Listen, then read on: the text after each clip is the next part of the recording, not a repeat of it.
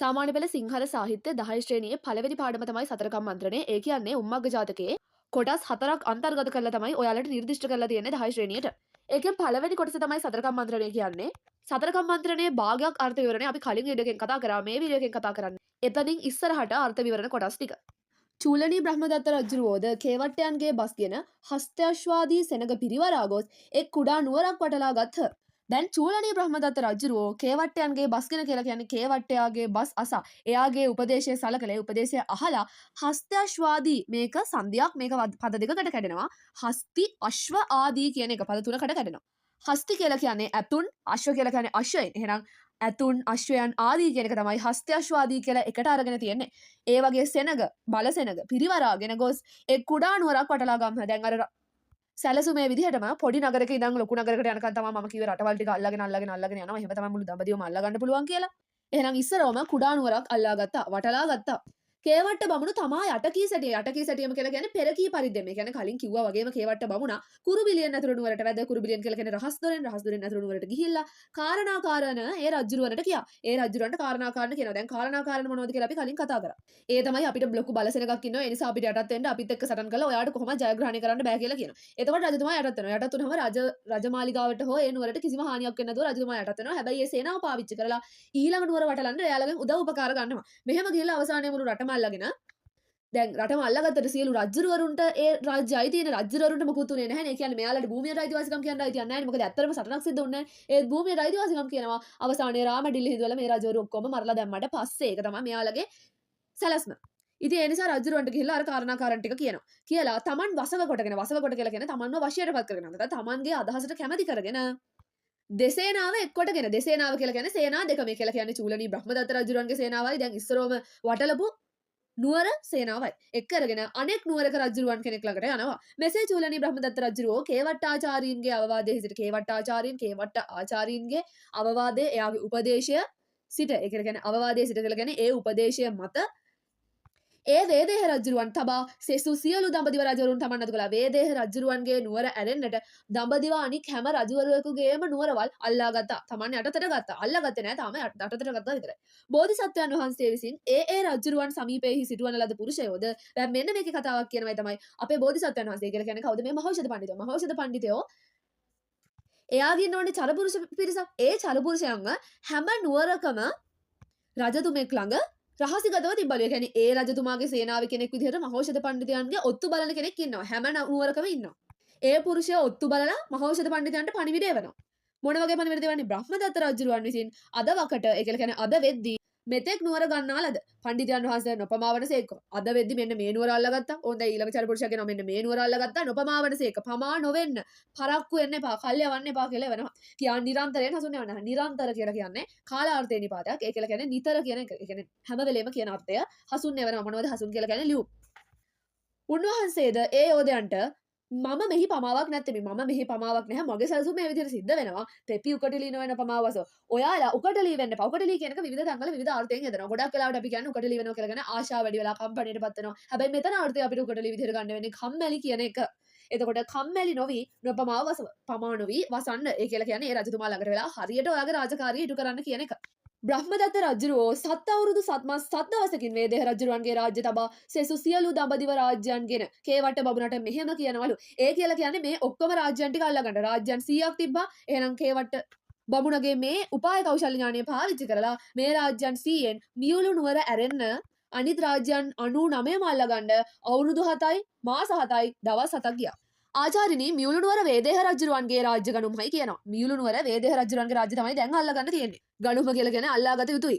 දේවයන් වහන්සේ මහෞෂධ පඬිතුයන් වසන නුවර රාජ්‍ය ගන්නට නොපොහසතුන්. මහෞෂධ පඬිතුයෝ වසන නුවර වසන කියලා කියන්නේ ජීවත් වෙන නුවර රාජ්‍ය අල්ලගන්නට නොපොහසත්. පොහසත් නැහැ. ඒක කරන්න අපහසු කාර්යයක්.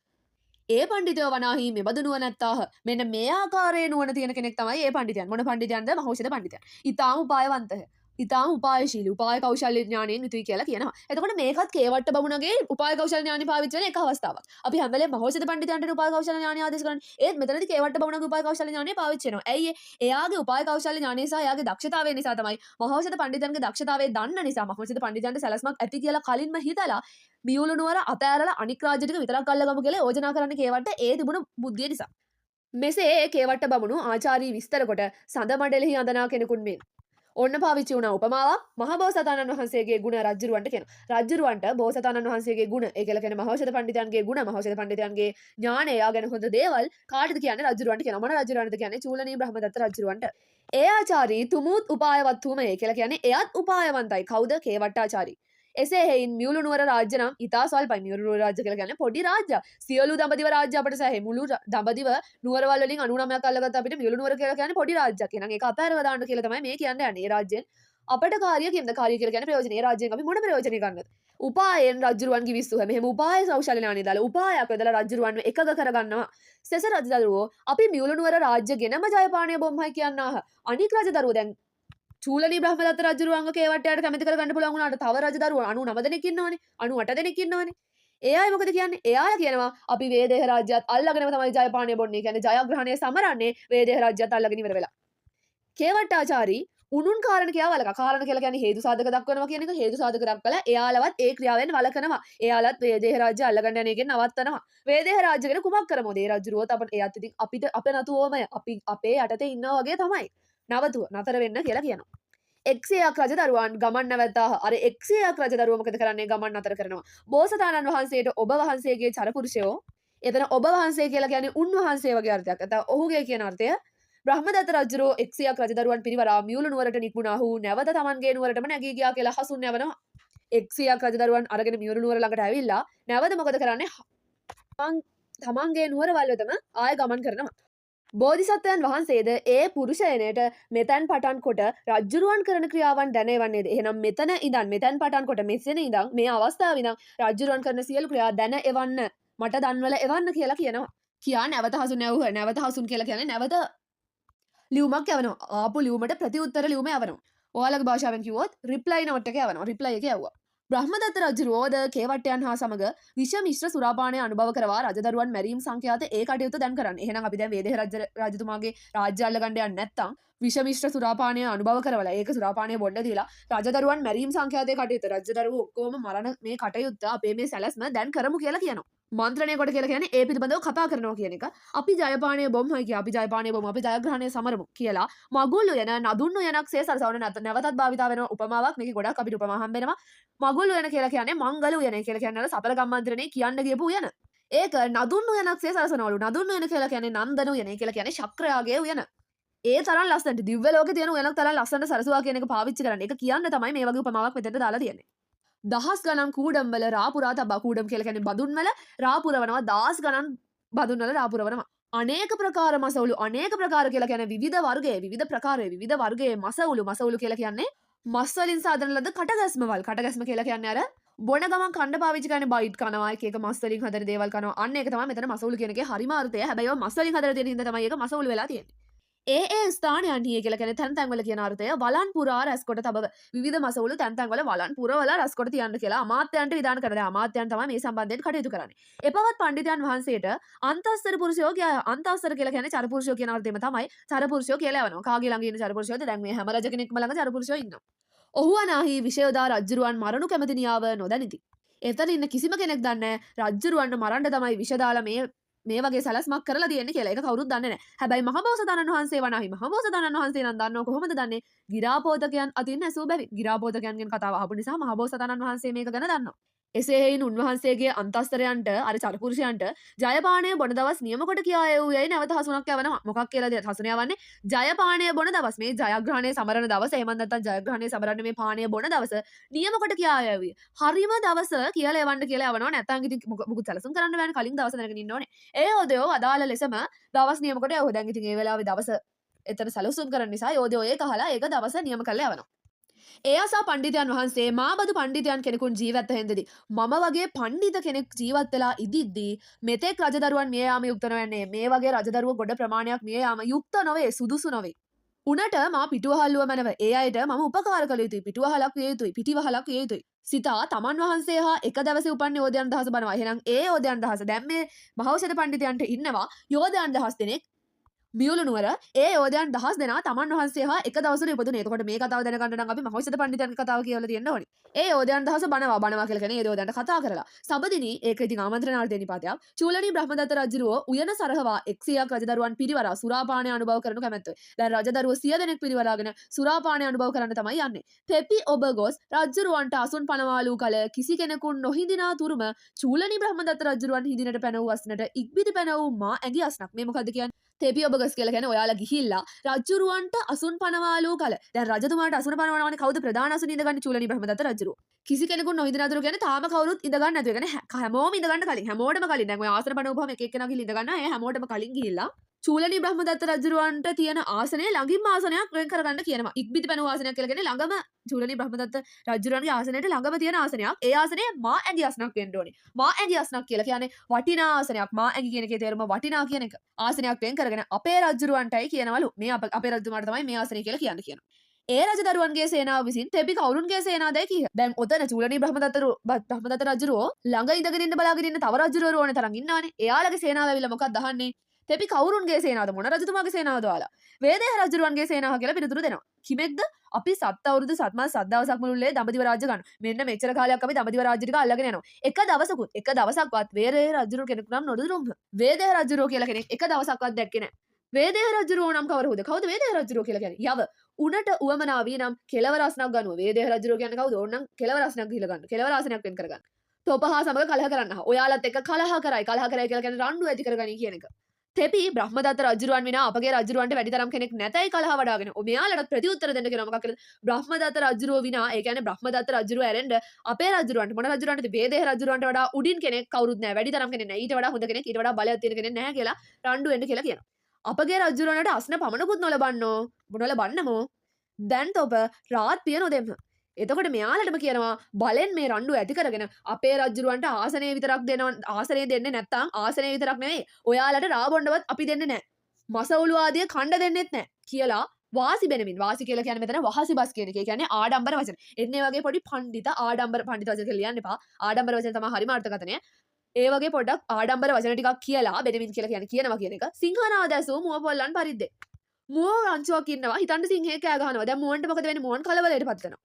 අන්න ඒ වගේ තොපගේ අභීත ශබ්දයෙන් උන් බය ගන්නවාගෙන. ඒ කියලා කියන්නේ මෙයාලට කියනවා සිංහනාදේ වපුරනවා වගේ එතන කෑ ගහන්න. එතකොට අනික් අය බය වෙනවා. ඒ කියන්නේ අනික් රජවරුන්ගේ සේනාවන් මුව පොල්ලන් වගේ බය වෙනවා. එතන පාවිච්චි වෙන උපමාවක්. යමුගුරු බාලා යමුගුරු කියලා කියන්නේ යකඩපොරු අරගෙන බාලා කියලා කියන්නේ යකඩපොරු අරගෙන සියලු රාමස් පිරු සැලවල් කියලා කියන්නේ හැලි කියන එක බඳුන් කියන එක රාමස් රා ඊට පස්සේ මේ මස්සවුලු පිරෝප වාජන බිඳ කුඩු කරලා අර යකඩ පුළු වලින් ගහලා කුඩු කරලා තූ කොට පියා. ඒ කියලා කියන්නේ ඒවා කුඩු කරන්න කියනවා තැන් වල විසිරලා යන විදිහට. විනාශ කරලා දාන්න කියලා කියන්නේ. වහා රාමස් අවුලු විසිරවා නොකෑ හැකි පරිද්දෙන් කොට විසිරවල විනාශ කරලා දාන්න කියනවා එකිනෙටවත් එක කණ්ඩ බැරි වෙන්න. ඇත්තටම මේක කරන්නේ අර මිනිස්සු අර රජ්ජුරුව රාබීල මැරණ එක නතර කරන්න. ඒක එයාලගේ පැත්තට ගිහිල්ලා කතා කරලා කරන්න බැරි නිසා මොකද කරන්නේ? ඒක කරන්න මෙතන යොදන්නේ මහෞෂධ පඬිතුයන් යාගේ උපාය කෞශල්‍ය ඥානය. නොකෑ හැකි පරිද්දෙන් කොට දිවීමෙන් ගොස් සේනා මැදට වැඩ සේනාව මැදට ගිහිල්ලා ශක්‍රපුරයට වන් අසුර බඩයන් පරිදි මේ තියෙන සුරාසුර යුද්ධය දිව්‍ය ලෝකේ ඉන්නේ දෙවිවරු එක පැත්තකින්. දිව්‍ය ලෝකේ ඉන්න යක්ෂයෝ විදිහට අපි සලකන කියන්නේ දෙවියන්ගේ විරුද්ධ කට්ටිය විදිහට අපි සලකන්නේ අසුරයෝ. ඒක අර ක්‍රිෂ්ණ වගේ කාටුන් වලත් තිබුණා. සුරාසුර යුද්ධය අසුරයාගේ ස්වරූපේ. ඒකත් අර මකරෙක් වගේ හිතෙන් මවාගත් එක. ඉනෙන් උඩ කොටස මිනිසෙක් වගේ ඉනෙන් යට කොටස අශ්වයෙක් වගේ. ඒකයි උන්ට අසුරයෝ කියලා කියන්නේ. එතකොට එයාලා තමයි දිව්‍ය ලෝකේ ඉන්න යක්ෂයෝ ගානට දාන සත්වයෝ. හරිද? එතකොට සුර අසුර යුද්ධය කියලා කියන්නේ දිව්‍ය ලෝකේ තිබෙ ලොකු යුද්ධයක්. කයි කියන්නේ ශක්‍රපුරයට වන් අසුර බටයන් කියලා දිව්‍ය ලෝකෙට එකපාරටම ශක්‍රයාගේ පුරයට කඩාගෙන වැදිච්ච අසුර බටය. ඇයි අසුර බටය කඩාගෙන වැදුනේ? විනාශ කළා දාන්න. යුද්ධයක් ඇති කරන්න. අන්න ඒ කරා වගේ මෙතනත් මහත් අර්ගලයක් ඇති කරන්න කියලා ලොකු අර්ගලයක් ලොකු කලබගෑනියක් ඇති කරන්න කියලා කියනවා. අපි මියුළු නුවර මහෞෂධ පඬිතුයන්ගේ යෝධයන්ම අපි මියුළු නුවර මහෞෂධ පඬිතුයන්ගේ යෝධයෝ කියලා අවසානයේ කියලාත් එන්න කියලා කියනවා. පිළිවන් වීනම් අපව අල්ලගන්න. පුළුවන් නම් අපව අල්ලගන්න කියනවා. දැන් ඔහොම කියන්නේ ඔහොම කිව්ව ගමන් ඔක්කොම සේනා ටික අරගෙන අර කේවට බමුණටත් වළක්වන්න බැරි විදිහට රජවරු යනවා කොහේ අල්ලගන්නද? වේදේහ රාජ්‍ය අල්ලගන්න. වේදේහ රාජ්‍ය ළඟට මෙයාලව ගෙන්න ගන්න තමයි මහෞෂධ පඬිතුයෝ මේ සලස්ම යොදන්නේ. ගෙන්න ගත්තට පස්සේ මොකද වෙන්නේ කියලා ඉස්සරහදී ඔයාලට හම්බෙයි. තොප ගිය බව හංගවායව ඔයාලා එතෙන්ට ගියා කියලා මහෞෂධ පඬිතුයන්ගේ සේනාව එතෙන්ට ගියා කියලා හංගවල එන්න කියලා යෝධයන්ට හසයවනවා. සතරකම් මන්ත්‍රණයේ අවසාන ඡේදයේ ඒ යෝධයෝත් බෝධිසත්වයන් වහන්සේ වදාළ බස් මුදුනින් පිළිගෙන බෝධිසත්වයන් වහන්සේ කියන්නේ මහෞෂධ පඬිතුයෝ කියපු දේවල් මේ කියපු කතාව මුදුනින් හිස මුදුනින්ම පිළිගෙන වැඳ සමුගෙන මහෞෂධ පඬිතුයන්ට වැදලා සමුගෙන දුනු මුගුරු අඩ පත්කොහල් පාරාවලු මේ කියලා කියන්නේ පංචායුධ. මේ පංචායුධ වලින් සන්නද්ධ වෙලා උතුරු පසල් දනව්ව නුවරට ගොස් නදුන් උයන මෙන් සරහන ලද උයනට වැද. දැන් උතුරු පසල් දනව්වට ගියාට පස්සේ උතුරු ප්‍රදේශයේ තමයි තියෙන්නේ මොකද්ද? චූලනී බ්‍රහ්මදත්ත රජුරුවන්ගේ උත්තර පංචාල නුවර උතුරු පසල් උත්තර පංචාල කියන එක තත් භවයට. ඒ කියන්නේ අපි සිංහල භාෂාවට සිංහල භාෂාවේ උච්චාරණයට පහසු විදිහට කඩපුවාම තමයි පහසු විදිහට කඩලා ගත්තාම තමයි ඒක උත්තර පංචාල උතුරු පසල් වෙන්නේ.